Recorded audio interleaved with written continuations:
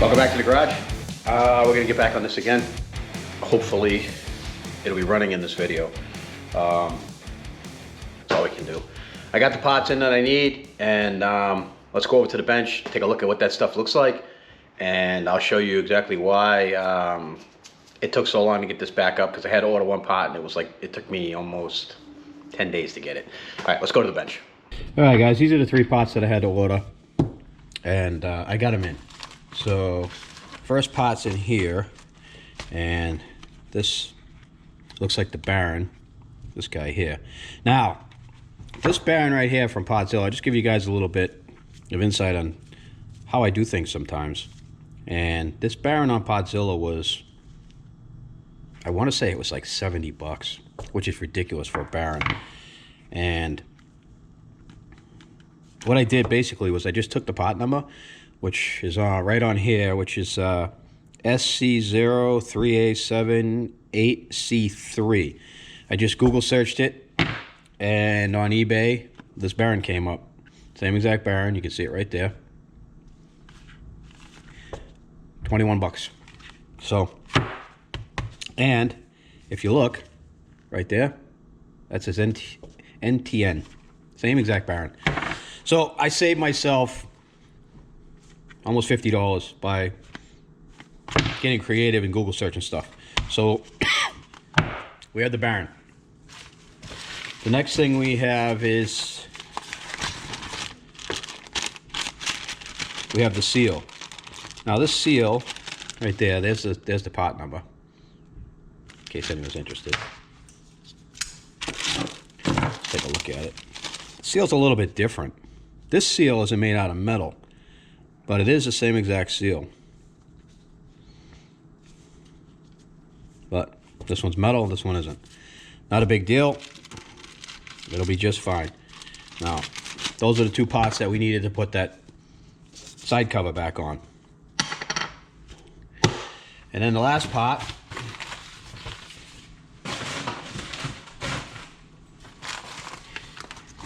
is the one-way clutch, which is right here. Now, the one-way clutch, this one-way clutch right here on Potzilla was $160. So I went into eBay and I Google searched, actually I think I bought this on Amazon. I went to Amazon, I Google searched the year, make and model. This came up and it was like 25 bucks, something like that. 150, 25, it might have been 30. We'll say 30 bucks.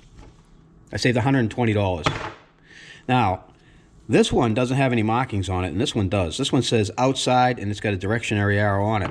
This one has no markings on it whatsoever. Now, these are one way, so I got to figure out which way this is supposed to go. Now, one of the things that I realized, not knowing which way this goes, I went back and I looked at my video of when I pulled this. Actually, not when I pulled this. When this was still out of the side cover, when I originally took it apart, and I saw which way the writing was on the one-way Baron, and it was showing like that. That writing was showing up. Okay? Now, let me show you something.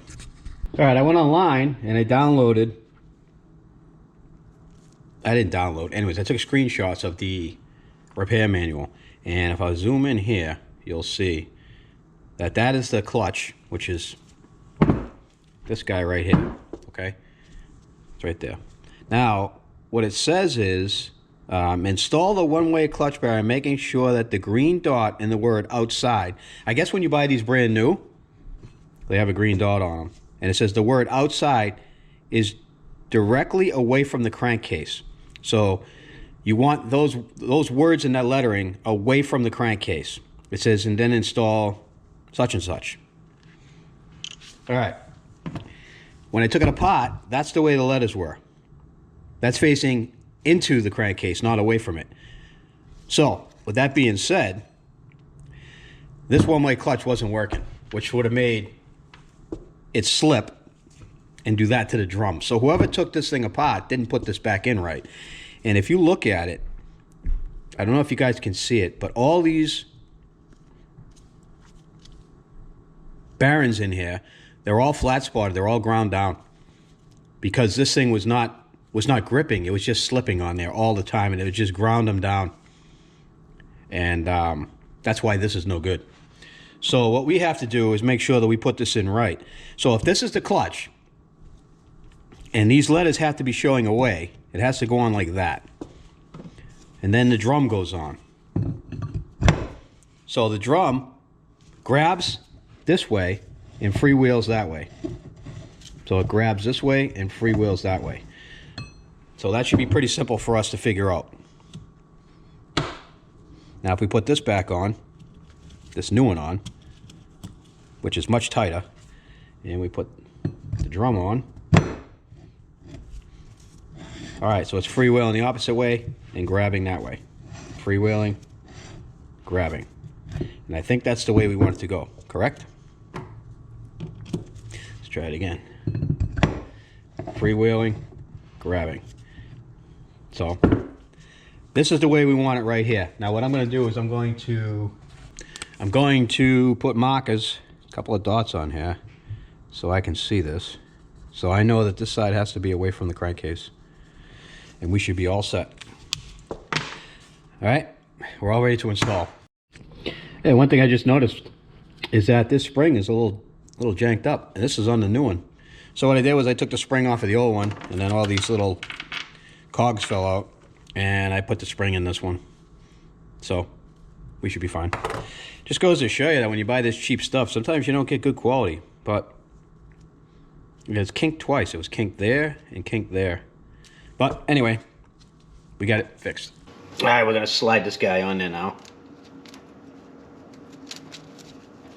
And we just wanna make sure that all these cogs are going in the right direction. And they are. Good. All right. Now what we gotta do is get the side cover prepped and ready to slide on. And I think I'm gonna use a little bit of RTV on one side of it. Okay, we have the side cover here, and it's all cleaned up. You guys saw that in the previous video. So what I'm going to do is I'm going to take the gasket, put some RTV on it, and then we're going to stick it on here, and then we're going to take this whole assembly and push it onto the motor and torque it down. And I think that should take care of any chance we have for leaks. I did notice on the bottom of that other case over there, there's a little bit of damage down here. So somebody put a screwdriver in there on the other side. I'm gonna put some on that because I don't want this leaking. It was leaking before. All right, let's get this on here.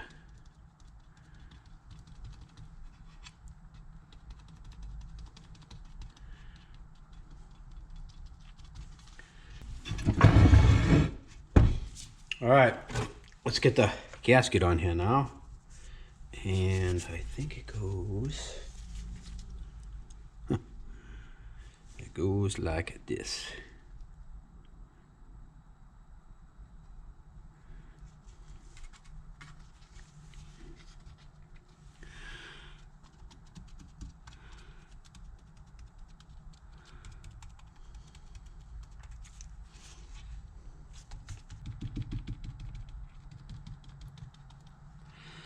I think that'll do.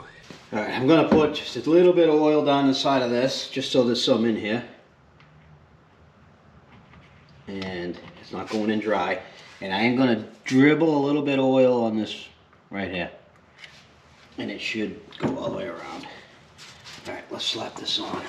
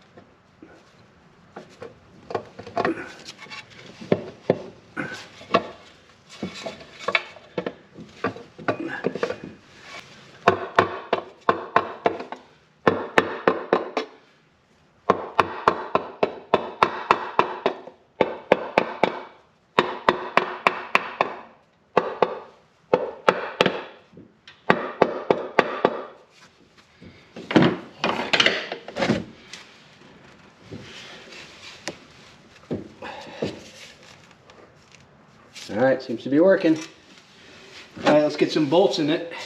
All right, guys, side cover's all on. All the bolts are in.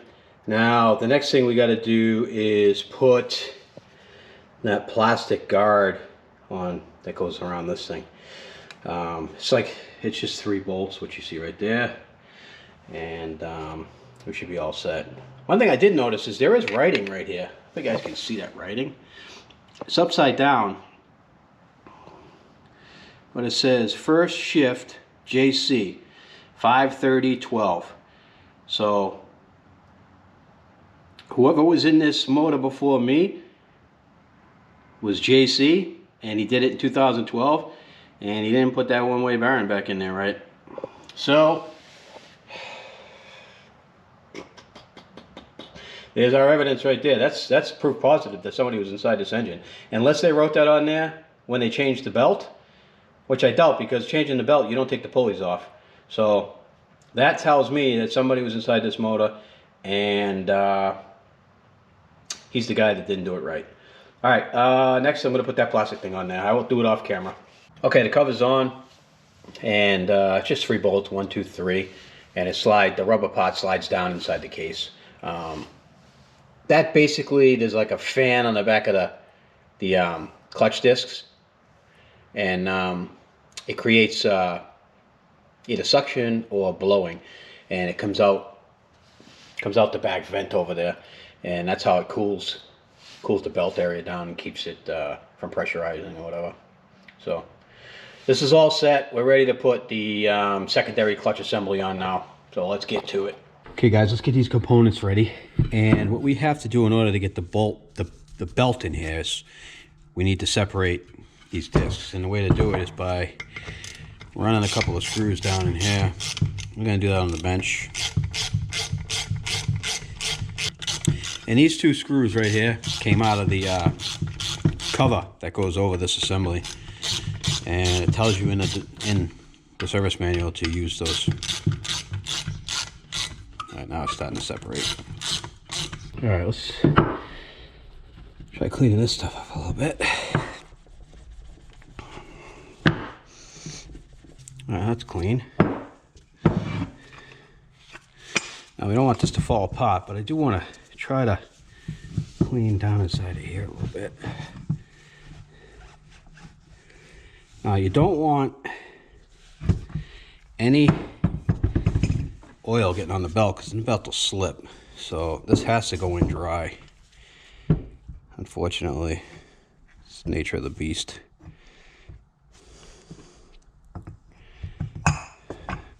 That's it. Let's go pop it on. All right, let's slide this on first.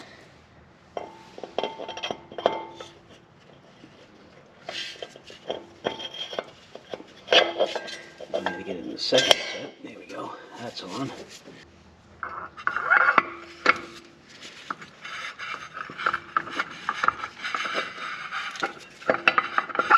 There you go. Let's make sure it's all the way in. It's not.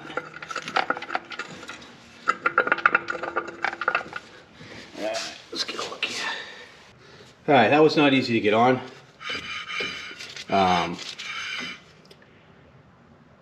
What I found out was I couldn't line the splines up with the belt on it because the belt was catching on this. So I took the belt off and I was able to slide this right on, no problem. And then what I did was I put the belt on after. So I put the belt on this side, and then I kind of spun this until it snapped on, and that's how we got it in. Right now it's in gear, so let's put it in neutral. There we go. That's good. That looks fantastic. Now let's slide this one on.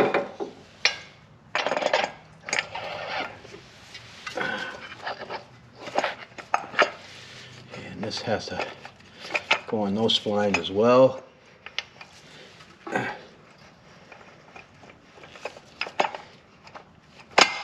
we go.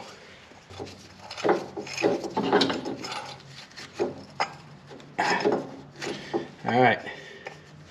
Now what I want to do is I want to take these out.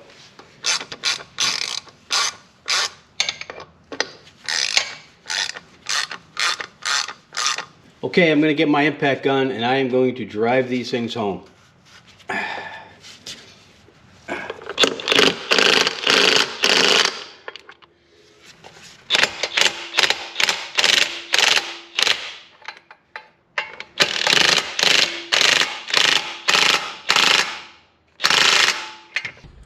Let's install this bearing, shall we?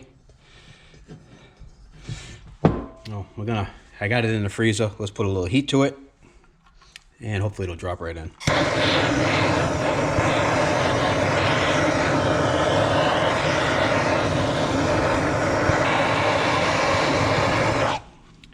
All right, let's see if she drops in.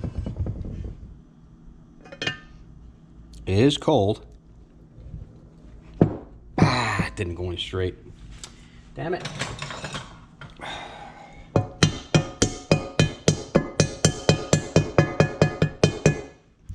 Well, that stinks. Let's grab a socket. They don't always fall right in, but for the most of the time they do. All right, I'm gonna let this cool off, and then we're gonna put the seal in.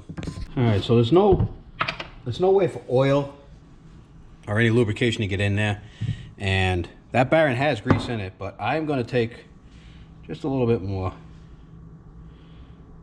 Why not? I'm gonna put some red and tacky down underneath the bearing, just so there's some more in there. All right, while this is cooling, I think we can assemble all this now. So if you guys remember in the last video, I cleaned all this stuff up really good and got all the dirt out of here because this thing was full of dirt. And now I can just put it back together nice and clean, not have to worry. And I need the two pieces that went in here, and they have witness marks on them from where they were, so pretty easy to put them back where they were. And that one's got the numbers, so back where they were. Now this guy goes on. There we go.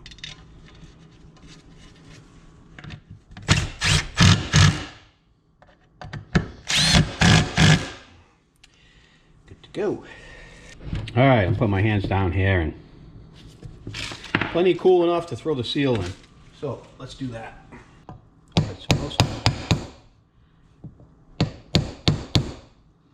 It is. This guy goes on to hold it in place so the seal doesn't come out. And once again, glue Loctite, just so these things don't rattle out. All right, I got this bag of nuts and bolts with the ATV when I bought it, and it looks like that side cover gasket's in there, but it's broken, and not going to use it. So what I did was I bought a brand new one, and let's get this out of here without destroying it. Now, I am not going to use any RTV or any sealant on this because there's no oil in there. There's no fluids in there. All this does is keep dirt and water out, and I think just leaving it on there without it will be perfectly fine.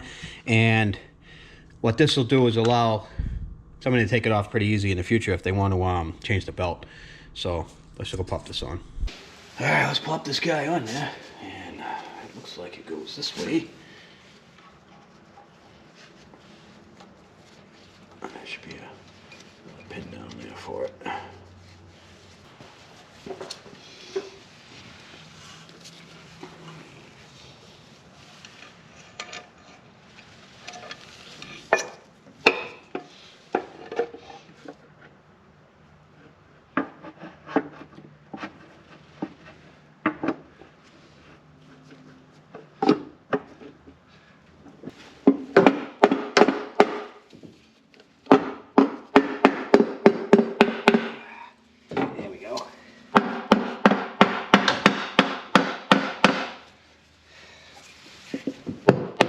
There we go. I had to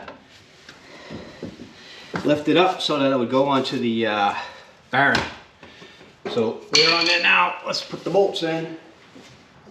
We'll just go around. snug them all up by hand, just to make sure they're tight. Crisscrossing it.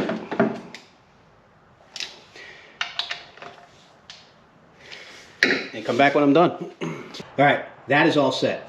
Let's move on to something else. All right, the something else is going to be oil. So nothing but the best. 7-Eleven's finest, 10W40. And this machine takes 2.1 quarts. So I just put 1 quart in there. And what I want to do is I just want to let it sit for a minute, make sure we don't have any major leaks. And then I'll put the second quart in. And then what I'm going to do is pull the spark plug. And I'm going to hook the battery up and all the electrical stuff. And we are going to crank this thing over until it builds oil pressure, or until I feel like it has built oil pressure. And then we'll hook the gas up and we will get a first start out of this. Alright, I got the gas line. It's not on the carb right now. It's down inside of here. Spark plug is out, just so it's easy to crank over till we get the engine fully primed with oil. The oil fill plug slash dipsticks back in. I have the old spark plug out. While I'm cranking it, I want to see if there's spark, which this should be, but one never knows, because I did take all the electrical off. Let's go over this side now. And it's just temporary right now. All this has to get routed properly again. The solenoid's hooked up. We have the power feed going to the harness, and the trip wires into the solenoid. And we are up here on the starter, and we are right here on the engine ground. And we also have a harness ground that's on the side of that cover down there. And we got the power on.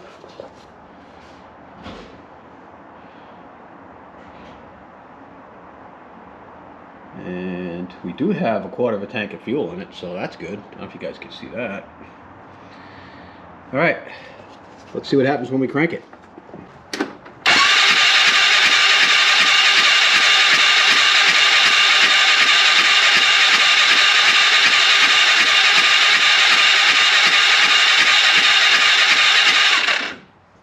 All right, let's see if we have spark.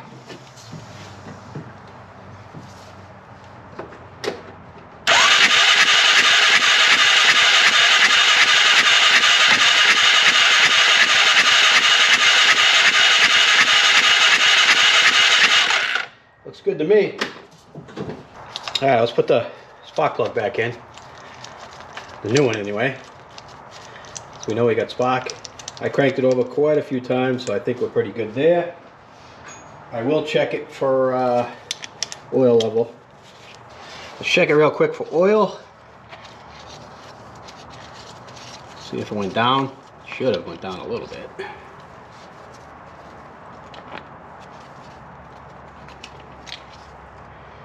It is still measuring on the stick at the bottom, so it's good enough to start. All right, guys, let's see if this thing will start.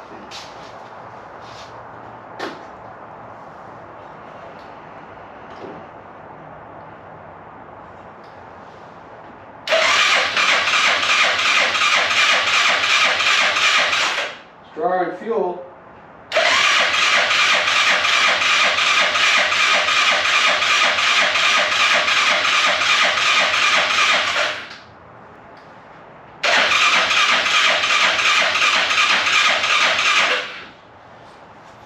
Squirt a little down the carb and see what that does. Alright, here we go. We got some fuel in it now. Let's see what happens.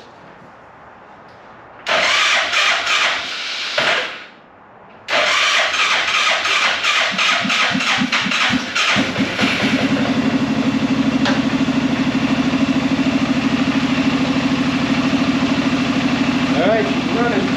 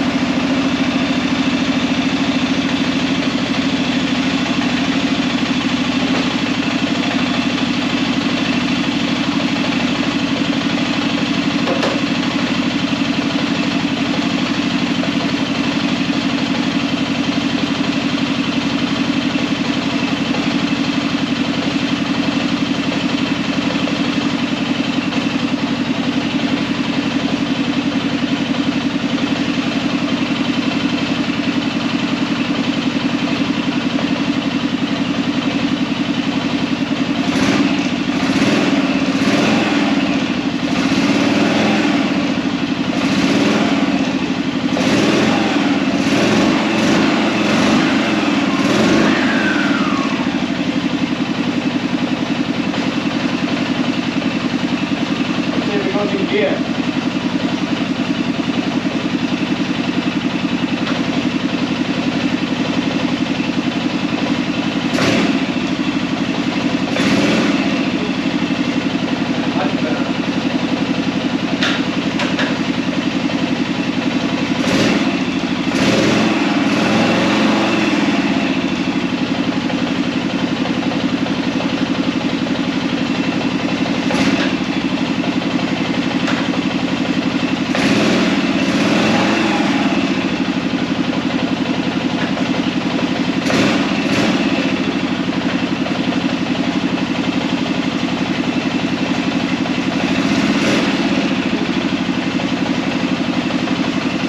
Seems to be working good.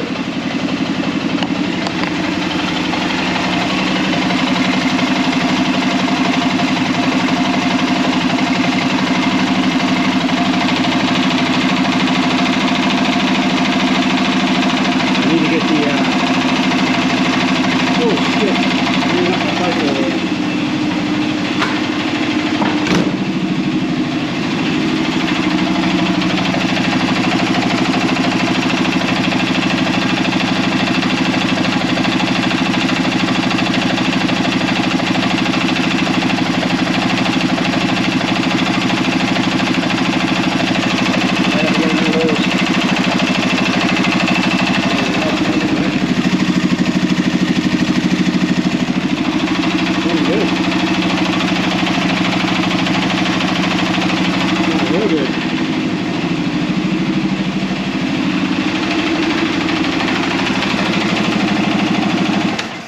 Let's see how it starts.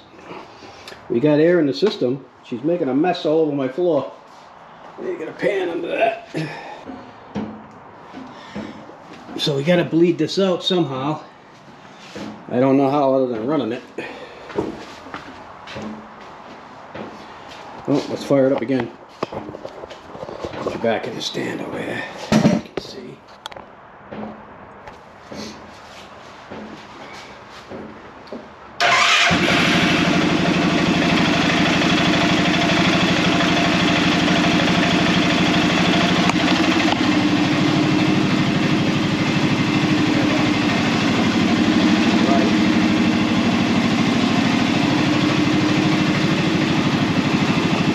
Down a bit now. It's flowing. But I think we perked out all the air, which is good. Although we still got a thermostat in it, so probably needs to open.